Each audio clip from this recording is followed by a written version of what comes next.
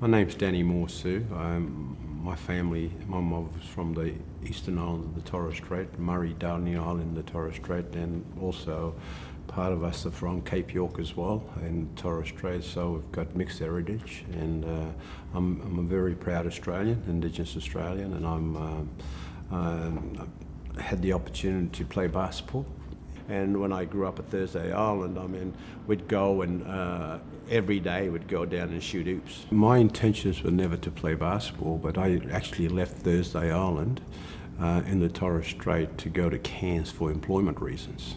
And I started training more and did a lot of track work, ran up in the mountains at the back of Cairns for my legs, strengthened my legs, and I knew what I wanted in life, and I thought basketball was going to be the opportunity, a break for me in life to and my goal then was I wanted to play for Australia. I wanted to go to the Olympic Games, so I had to set my goals fairly high, and I had to look after myself. I had to, eat well, sleep well, exercise, and it was then that Brian Curl, who was coaching the St Kilda Basketball Club at the time, an ex-Bullets coach, Brisbane Bullets coach, and he recruited me to go to Melbourne. He was my mentor, and he was a great champion and a great mentor, and he still is my mentor today.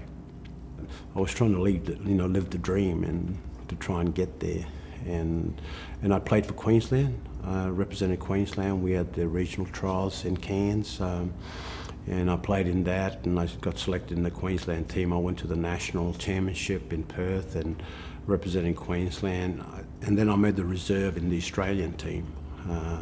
I think it was then that I made a decision, well, if I can get this far in 1 year, make the reserve for the Australian under-20 side, I said I can go all the way.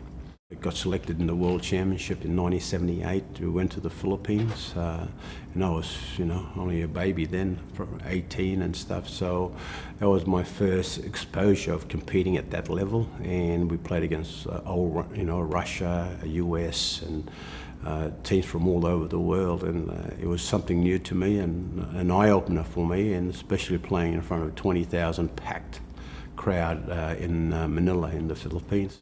My greatest experience was my first Olympics. In Moscow in 1980, I recall walking on the court, wearing the green and gold, feeling proud of who I am, walking out there and the referee is just about to tip the ball for jump ball. And my reflection was my childhood, how it all started for me. From a little island called Thursday Island in the Torres Strait to Russia, Moscow in Russia. And I just felt so proud, it gave me goosebumps. I can feel the air at the back of my neck just standing up, and that I was ready to go. I was ready to play, and that was against Cuba. And we went down to Cuba by about 7 points, and the next day we played against Sweden. And we actually beat Sweden by about 23 points or 30 points. And we had a day off, then we played Italy, and I recall that game.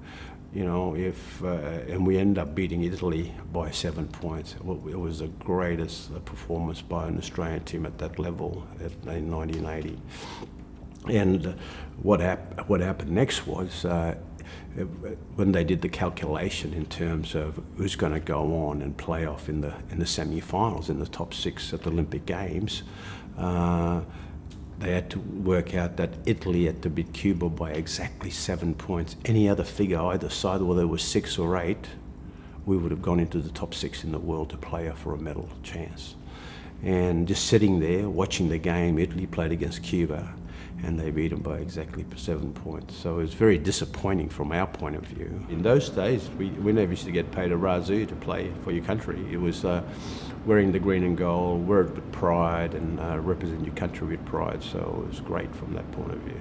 A couple of years after that, I went to the World Championships with St Kilda Basketball Club, the World Club Championships in Sao Paulo in Brazil.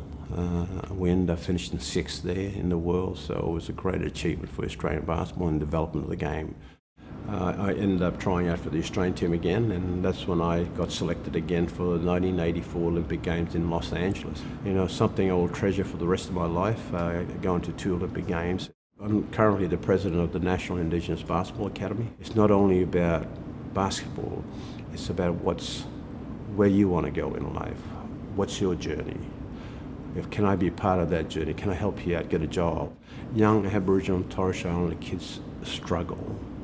I've struggled, but I happen to keep it together.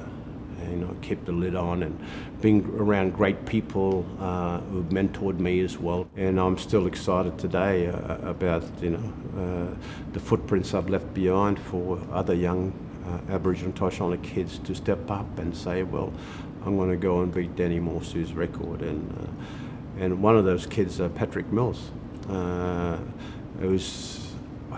watched him when he was born. He grew up. Every time I went to Canberra, I lived with his parents. We all get together, and I told him about going to the Olympics and all that sort of stuff. And he needs to beat my record, and he certainly did that.